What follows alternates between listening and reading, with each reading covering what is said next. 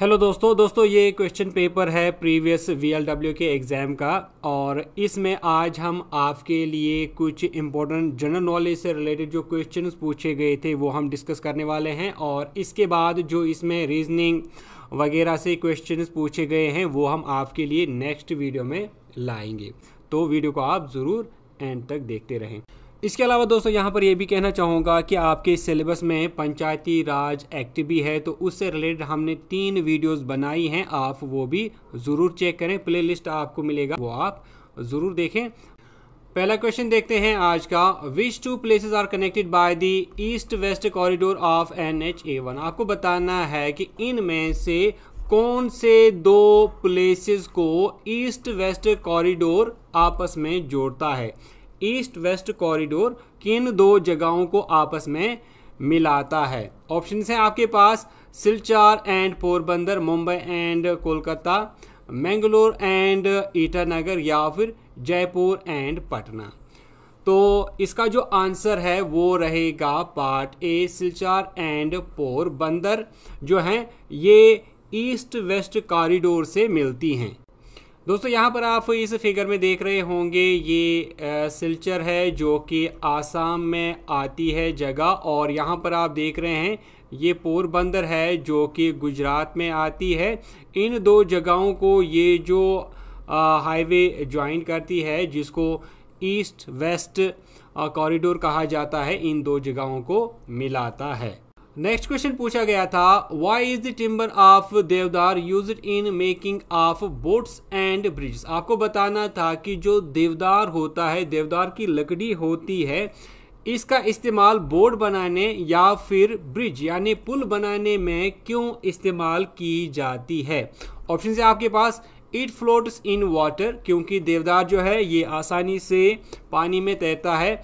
It is impervious to water, it is easily available, या फिर it is most economical timber. तो इसका जो सही आंसर है वो है part B, it is impervious to water. यानी देवदार की लकड़ी जो है ये इम्पीवियस होती है, इसका मतलब ये है कि ये फ्लूइड को या फिर पानी को अंदर आने नहीं देता है। नेक्स्ट क्वेश्चन पूछा गया था, which of the following is located in Leh. आपको बताना था कि इनमें से कौन सी वाइल्ड लाइफ सेंचुरी लेह में है। ऑप्शन है आपके पास गुलमर्ग वाइल्ड लाइफ सेंचुरी, ये तो है ही नहीं, Ramnagar wild life sanctuary, limber wild life sanctuary, या फिर छंगथंग वाइल्ड लाइफ सेंचुरी। तो इसका जो सही आंसर है वो है part D, Changthang wildlife sanctuary, जो कि लेह डिस्ट्रिक्ट में आती है लद्दाख के। और यहाँ पर ये भी याद रखें कि ये छंगथंग प्लेटू में आती है। नेक्स्ट क्वेश्चन पूछा गया था, what is the full form of IUCN। आपको बताना था कि IUCN की फुल फॉर्म क्या है। ऑप्शन है आपके पास Indian union for conservation of nature and natural resources, international union for conservation of nature, international union for care of nature, या फिर international union for conservation of natural resources. तो इसका जो सही आंसर था वो था part B, international union for conservation of nature. दोस्तों यहाँ पर आपको ये भी याद रखना होगा कि ऑफिशियली इसका नाम है international union for conservation of nature and natural resources. Nature and natural resources ये भी इसका एक ऑफिशियल नाम है। दोस्तों जब हम इसकी बात करते हैं तो इसको फाउंड किया गया था 5 अक्टूबर 1948 को। और अगर हम इसके हेडक्वार्टर की बात करते हैं तो इसका हेडक्वार्टर ग्लैंड स्विट्जरलैंड में है। नेक्स्ट क्वेश्चन था, the national aquatic animal of India is found in. आपको बताना था कि इंडिया का नेशनल एक्वेटिक एनिमल इनमें से किस रिवर में पाया जाता है। ऑप्शन है आपके पास river Kaveri, river Ganga, river Godavari, या फिर रिवर इंडस। तो इसका जो सही आंसर है वो है पार्ट बी, रिवर गंगा। दोस्तों याद रखें कि इंडिया का नेशनल एक्वेटिक एनिमल है गैंगेटिक डॉल्फिन, या जिसको गैंगेस रिवर डॉल्फिन कहा जाता है, और इसके अलावा इसका दूसरा नाम सूसू भी है। नेक्स्ट क्वेश्चन पूछा गया था, which of the following are Jovian planets. आपको बताना था कि इनमें से जैवियन प्लैनेट्स कौन हैं। ऑप्शन है आपके पास Mercury, Venus, Earth, Mars, Mercury, Venus, Jupiter and Saturn, Jupiter, Saturn, Uranus and Neptune, या फिर Earth, Mars, Neptune and Pluto. इसका सही आंसर रहेगा part C, Jupiter, Saturn, Uranus and Neptune. ये जैवियन प्लैनेट्स में आते हैं। दोस्तों जैवियन प्लैनेट्स को जाइंट प्लैनेट्स या फिर इनको गैस जाइंट प्लैनेट्स भी कहा जाता है, क्योंकि इनमें ज़्यादातर गैस वगैरह जो है वो पाई जाती है और ये साइज़ में बहुत बड़े हैं और इनकी डिस्टेंस भी सन से काफ़ी दूर है, इसीलिए इन 4 प्लैनेट्स को जैवियन प्लैनेट्स कहा गया है। नेक्स्ट क्वेश्चन है, what happens when run off on the ground is collected and allowed to be absorbed. आपको बताना है जो ज़मीन पे बहता हुआ पानी हो, अगर उसको कलेक्ट किया जाए और उसको अलाउ किया जाए कि वो एब्जॉर्ब हो जाए, यानी ज़मीन के अंदर जो है वो जज़ब हो जाए, तो इससे क्या होगा? Land becomes wet and soft, trees get sufficient water for their growth, reduces overflowing of urban drains and culverts, या फिर ग्राउंड वाटर गेट्स रिचार्ज्ड। तो क्या होगा इससे? तो इसका जो सही आंसर रहेगा वो है part D, ground water gets recharge. मतलब इसका ये है कि जो ग्राउंड वाटर जो है उसकी लेवल इंक्रीज हो जाएगी। जब ग्राउंड वाटर इंक्रीज हो जाएगी तब जो है बाकी चीज़ें भी होंगी, जिसे प्लांट्स भी ग्रो वगैरह करेंगे। नेक्स्ट क्वेश्चन है, which is the deepest land locked and protected port along the east coast of India. आपको बताना है ईस्ट कोस्ट पर इंडिया का सबसे डीपेस्ट यानी गहरा लैंड लॉक्ड प्रोटेक्टेड पोर्ट कौन सा है? ऑप्शंस हैं चेन्नई, कांडला, मारमोगवा या फिर विशाखापट्टनम। इसका सही आंसर रहेगा पार्ट डी, विशाखापट्टनम, जो कि आंध्र प्रदेश में आता है। ये इंडिया का डीपेस्ट लैंड लॉक्ड पोर्ट है। नेक्स्ट क्वेश्चन जिसका आंसर आप मुझे लिखकर बताएंगे, विच is the main source of water in Jammu and Kashmir. आपको बताना है जम्मू कश्मीर में मेन सोर्स वाटर का इनमें से कौन सा है। ऑप्शन है स्प्रिंग्स, रिवर्स, ग्लेशियर्स या फिर लेक्स। शाबाश दोस्तों, आप इसका आंसर नीचे मुझे कमेंट सेक्शन में लिख कर देंगे। South pole experiences continuous light during the. आपको बताना है साउथ पोल पर पूरे साल लगातार सन की लाइट कब पड़ती है। ऑप्शन है आपके पास summer solstice, winter solstice, वर्नल equinox या फिर ऑटोमल इक्विनॉक्स। दोस्तों अपना अपना आंसर बताइए। साउथ पोल पे पूरे साल सन की लाइट, सूरज की रोशनी कब पड़ती है? इसका सही आंसर रहेगा पार्ट बी, विंटर सॉल्स्टिस। दोस्तों इस फिगर की तरफ आप अच्छे से नजर रखें। जब हम विंटर सॉल्स्टिस की बात करते हैं तो इसमें जो अर्थ के पोल्स होते हैं, तो विंटर सॉल्स्टिस के दौरान अर्थ का जो पोल है ये सन से सबसे ज्यादा दूरी पे होता है। इस दौरान जब नॉर्दर्न हेमिस्फीयर में विंटर सॉल्स्टिस होता है, ये जो साउथ पोल होता है ये फेस करता है टुवर्ड सन, और इस दौरान सन की जो रेज होती हैं कंटिन्यूअसली पड़ती रहती हैं साउथ पोल के ऊपर। दोस्तों नॉर्दर्न हेमिस्फीयर की बात करें तो विंटर सॉल्स्टिस जो है ये 21 दिसंबर को होता है, और इस वक्त यहाँ पर लॉन्गेस्ट नाइट और शॉर्टेस्ट डेज ऑब्जर्व की जाती हैं। दोस्तों अब हम बात करेंगे विंटर सॉल्स्टिस के अपोजिट के बारे में, यानी हम बात करेंगे समर सॉल्स्टिस के बारे में। दोस्तों समर सॉल्स्टिस तब होता है जब पोल्स ये जो अर्थ के पोल्स होते हैं ये सन के सबसे ज्यादा करीब आते हैं, तो उस टाइम हम कहते हैं ये समर सॉलिस्टिस है। तो समर सॉलिस्टिस में पोल और जो सन होता है इसके दरमियान में बहुत कम डिस्टेंस रहती है।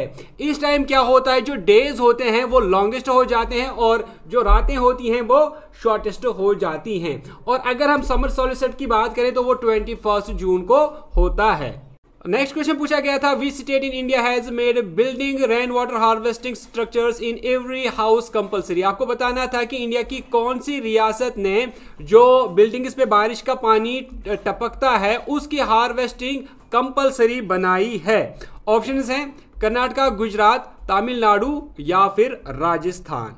तो इसका जो सही आंसर है वो है पार्ट सी, तमिलनाडु। दोस्तों इंडिया की पहली ऐसी रियासत जिसने अपनी स्टेट में ये कंपलसरी बनाया था कि जो आपकी बिल्डिंग्स पे, आपके मकानों पे बारिश गिरता है उस बारिश का जो पानी है उसकी आपको हार्वेस्टिंग करनी है, और ये कंपलसरी बनाया गया था, यानी ये जरूरी बनाया गया था।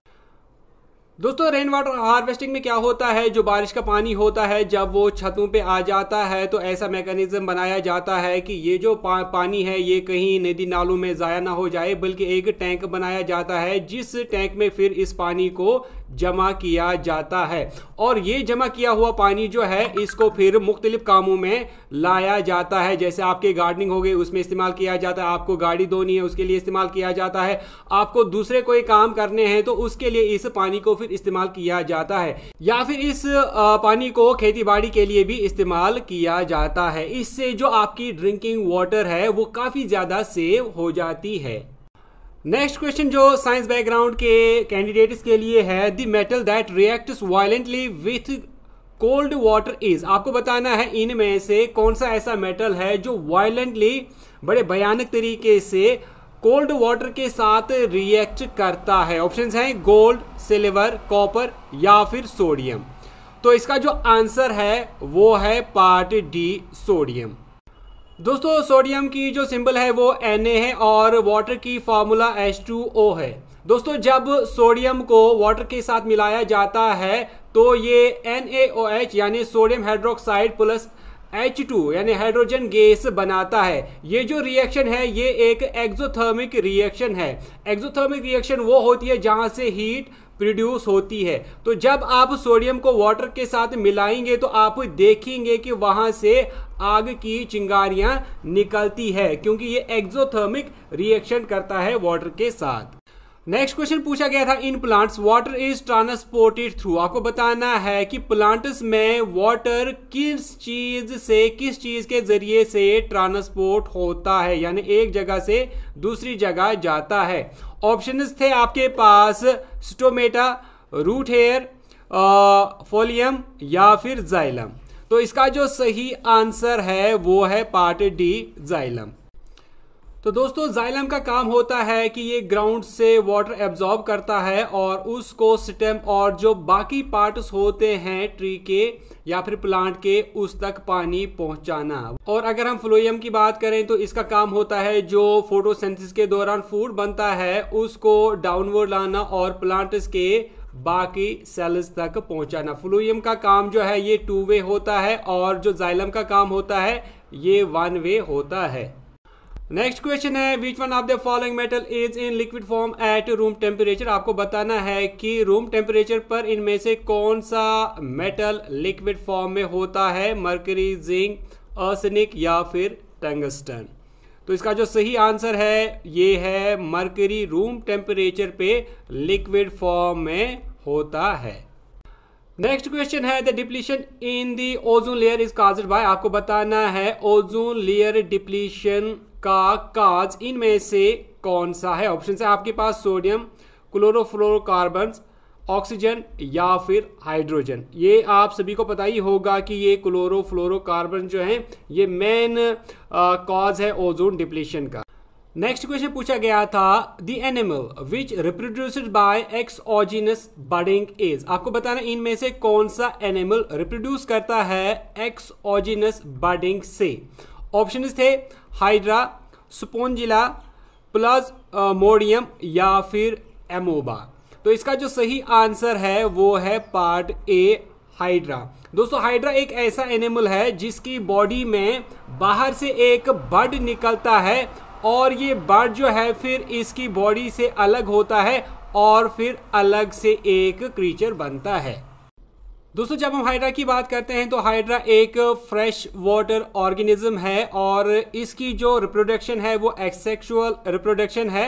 जैसे हमने कहा कि इसकी बॉडी पे एक बर्ड जो है वो डेवलप होता है, फिर बर्ड जो है ये धीरे धीरे बड़ा होता है और बड़ा होने के बाद फिर ये पेरेंट बॉडी से अलग होता है और उसके बाद फिर अलग ऑर्गेनिज्म बनता है। नेक्स्ट क्वेश्चन था which of the following is not a major green house gas. आपको बताना था कि इनमें से कौन सा ज्यादा बड़ा ग्रीन हाउस गैस नहीं है। ऑप्शन है आपके पास ऑक्सीजन, मीथेन, कार्बन डाइऑक्साइड या फिर वाटर वेपर। तो इसका जो आंसर है वो है पार्ट ए, ऑक्सीजन एक बड़ा ग्रीन हाउस गैस नहीं है। मीथेन भी ग्रीन हाउस गैस है, कार्बन डाइऑक्साइड भी है और वाटर वेपर्स भी है। तो दोस्तों ये थे कुछ क्वेश्चंस VLW के प्रीवियस पेपर से और उम्मीद करता हूँ कि वीडियो आपको अच्छी लगी होगी। वीडियो अच्छी लगी तो वीडियो को लाइक करने के साथ साथ शेयर ज़रूर करें। दोस्तों हमारी कोशिश ये रहेगी कि हम आपके एग्ज़ाम तक आपकी जितनी हो सके उतनी हेल्प करें। तो फिलहाल के लिए ये वीडियो मैं यही करता हूँ एंड लास्ट में फिर से ये रिक्वेस्ट करना चाहूँगा कि वीडियो को लाइक करने के साथ साथ चैनल को भी सब्सक्राइब ज़रूर करें।